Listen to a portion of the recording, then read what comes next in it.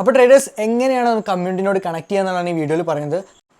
So അതിനുവേണ്ടി ആദ്യം തന്നെ നിങ്ങൾ നമ്മുടെ ഗ്രാസിൻ്റെ വെബ്സൈറ്റിൽ കയറുക, ഗെറ്റ് ഗ്രാസ് ആയോ. അതിനുശേഷം ഡാഷ്ബോർഡിൽ നിന്ന് നേരെ സ്റ്റോറിലേക്ക് പോവുക. സ്റ്റോറിലേക്ക് പോയി കഴിഞ്ഞാൽ ഇവിടെ ഗ്രാസിനെ കമ്മ്യൂണിറ്റിനോട് ഇൻസ്റ്റാൾ ചെയ്യാനുള്ള ഓപ്ഷൻ ഉണ്ടാവും. ആ കമ്മ്യൂണിറ്റിനോട് നേരെ ഡൗൺലോഡ് കൊടുക്കുക. കമ്മ്യൂണിറ്റിനെ ഡൗൺലോഡ് കൊടുത്തു കഴിഞ്ഞാൽ നിങ്ങൾക്ക് ഇവിടെ ഡൗൺലോഡ് ചെയ്യാൻ ഓപ്ഷൻ ഉണ്ടാവും. വിൻഡോസിനാണോ അതോ നിങ്ങളുടെ PC മാക് ആണോ ലിനക്സ് ആണോ വെച്ചിട്ട് ഇപ്പോൾ എൻ്റെ ഈ ഒരു PC വിൻഡോസ് ആണ്, അതുകൊണ്ട് ഞാൻ വിൻഡോസിൽ കൊടുത്തു. അതിനുശേഷം നമുക്ക് നേരെ ഇപ്പുറത്തുള്ള ഡൗൺലോഡ് ബട്ടൺ ഉണ്ട്, അതിൽ ഡൗൺലോഡ് കൊടുക്കുക. നേരെ ഡൗൺലോഡ് കൊടുക്കുക. നമ്മുടെ ഇത് സെലക്ട് ചെയ്ത് കഴിഞ്ഞാൽ ഡൗൺലോഡിംഗ് ആയിട്ടുണ്ടാവും. നമ്മുടെ ഡൗൺലോഡ്സ് ഫോൾഡർ നോക്കിക്കഴിഞ്ഞ് കഴിഞ്ഞാൽ ആക്ച്വലി നമ്മുടെ ഗ്രാസിൻ നോഡ് വന്നിട്ടുണ്ട്.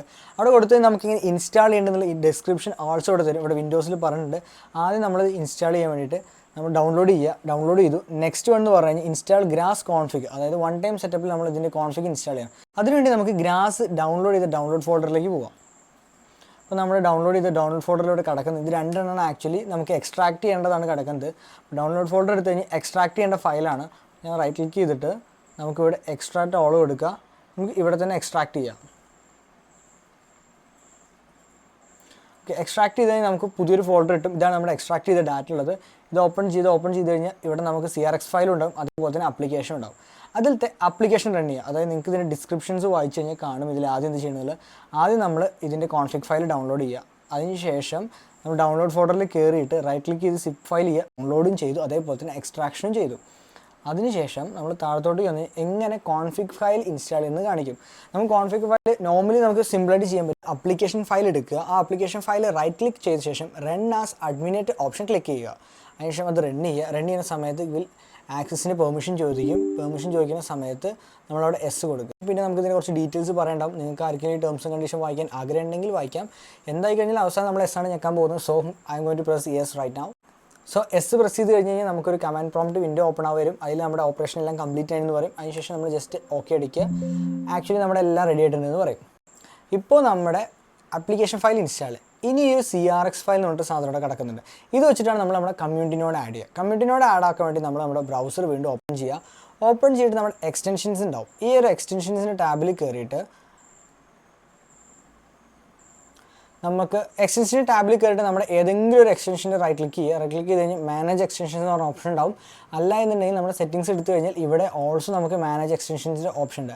അതിൽ ക്ലിക്ക് ചെയ്യുക. ക്ലിക്ക് ചെയ്ത ശേഷം ഇവിടെ ഡെവലപ്പർ മോഡ് ഉണ്ടാവും. ആ ഡെവലപ്പർ മോഡ് നമ്മൾ ഓൺ ചെയ്യുക.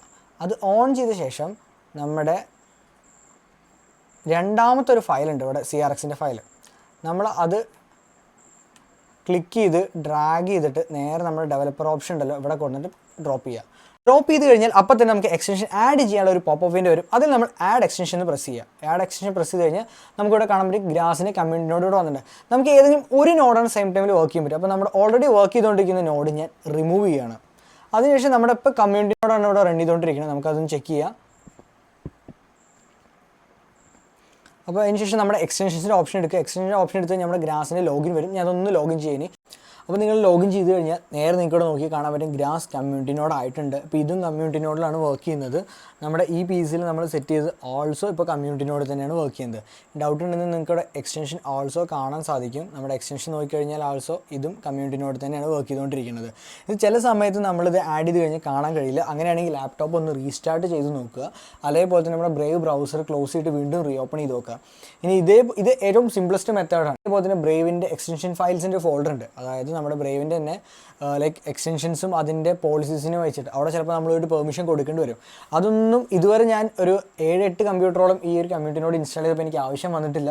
നിങ്ങൾക്ക് ആർക്കെങ്കിലും ആവശ്യമുണ്ടെന്ന് പറഞ്ഞു കഴിഞ്ഞാൽ നമ്മുടെ ടെലഗ്രാമിലോ അല്ലെങ്കിൽ നമ്മുടെ ഡിസ്കോഡിലോ ഒന്ന് മെസ്സേജ് ഇട്ടാൽ നമ്മൾ പറഞ്ഞുതരാം. അല്ല എന്നുണ്ടെങ്കിൽ ഇതൊക്കെ ചെയ്യേണ്ട സ്റ്റെപ്പ് ബൈ സ്റ്റെപ്പായിട്ട് എങ്ങനെ ഇൻസ്റ്റാൾ ചെയ്യണമെന്ന് പറഞ്ഞിട്ടുള്ള ഒരു ബ്ലോഗിൻ്റെ ലിങ്ക് നമ്മൾ കൊടുത്തിട്ടുണ്ടാവും ബയോയിൽ. അത് നിങ്ങൾ ക്ലിക്ക് ചെയ്ത് കഴിഞ്ഞാൽ കംപ്ലീറ്റ് ആയിട്ട് ഡീറ്റെയിൽസ് കിട്ടുന്നതാണ്. അപ്പോൾ ട്രേഡേഴ്സ് നിങ്ങൾക്ക് എല്ലാം മനസ്സിലായെന്ന് തോന്നുന്നു. അപ്പോൾ അടുത്ത വീഡിയോയിൽ കാണുന്നവരെ ഹാപ്പി ട്രേഡിംഗ്.